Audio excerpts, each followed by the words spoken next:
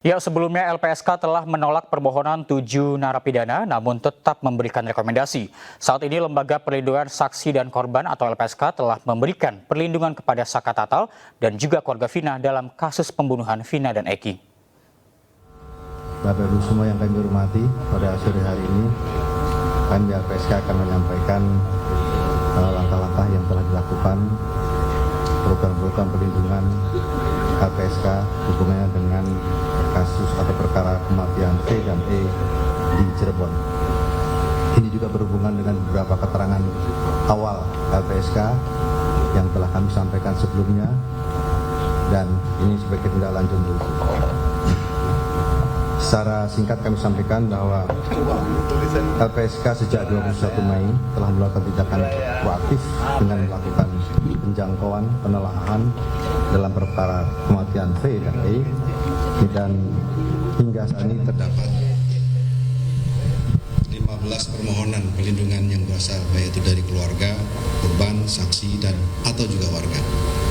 LPSK telah melakukan penelaahan baik itu melalui menelaah keterangan melalui wawancara pada keluarga korban dan saksi-saksi, dan pendalaman menimbun informasi keterangan dalam proses penelaahan tersebut, baik itu juga kepada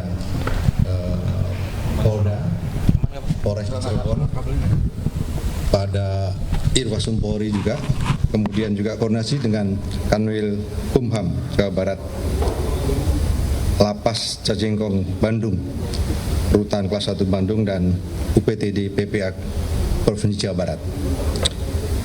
LPSK juga menelaah dokumen-dokumen lain, apakah itu salinan putusan, BAP, dokumen lain yang terkait dengan itu untuk mendapatkan dan mendukung keputusan LPSK.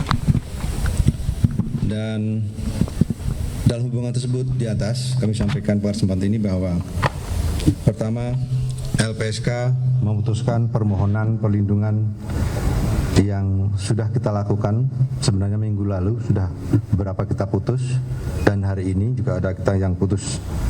Pertama adalah menerima permohonan perlindungan dari keluarga V, 5 orang, apakah itu inisial BO, MR, SA, SK maupun SL, berupa program bantuan rehabilitasi psikologis.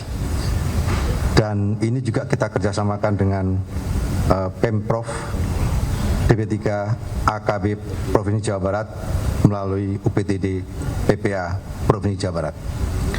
Kemudian LPSK menolak permohonan 7 orang AR, SU, PS, MK, RU, TM, dan FR dengan pertimbangan karena tidak memenuhi syarat pelindungan yang dimaratkan dalam pasal 28 ayat 1 Undang-Undang 31 2014. Para pemohon dalam berikan keterangan informasi juga ada beberapa yang tidak konsisten, berubah-ubah. Ada juga yang bersifat normatif dan cenderung menutupi informasi yang berkaitan dengan suatu peristiwa. Kemudian LPSK juga menolak permohonan LA dan SD dengan pertimbangan ketiadaan proses hukum saat ini.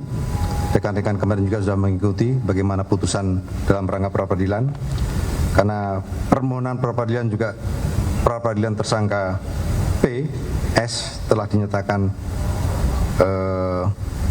oleh PN Bandung, dan tentu dalam hal terdapat pemeriksaan kembali sebagai saksi dalam proses peradilan, LA maupun SD dapat mengajukan kembali permohonan ke LPSK untuk didalami lebih lanjut.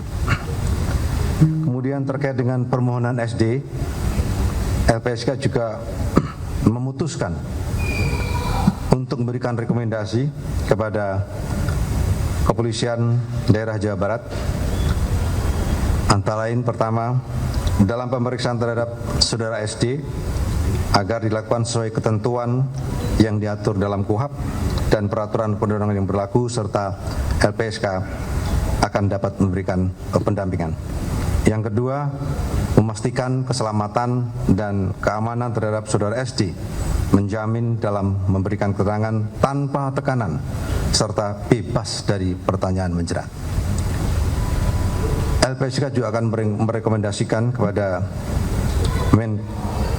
Menteri Hukum dan HAM, selaku Dirjen Pemasyarakatan, untuk dapat menempatkan kembali saudara SD sebagai warga binaan di lembaga pemasyarakatan, menjamin keselamatan dan keamanan dan menjalankan masa pidana dan pembinaan di lembaga pemasyarakatan sesuai dengan putusan pidana yang telah berkekuatan tetap, serta menjamin hak-haknya. Kemudian LPSK juga mendukung apabila saudara SD dalam hal menempuh upaya hukum luar biasa atau peninjauan kembali kepada Mahkamah Agung. Khusus terkait dengan permohonan ST, LPSK memutuskan menerima permohonan yang bersangkutan, permohonan hak prosedural dan rehabilitasi psikologis. Selain itu juga berdasarkan penelitian yang dilakukan oleh LPSK, terdapat beberapa temuan-temuan atau kejanggalan, antara lain adanya kejanggalan ketentuan KUHP dalam proses penyidikan yang telah dilakukan, dan adanya berdasarkan keterangan para pihak ada indikasi dugaan penganiayaan dan atau penyiksaan atau perlakuan yang tidak seharusnya yang terjadi pada tahun 2016.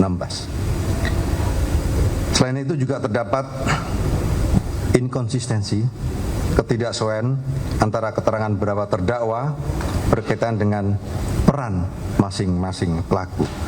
LPSK juga masih terus mendalami beberapa kejanggalan-kejanggalan tersebut, dan mudah-mudahan juga nantinya akan kita teruskan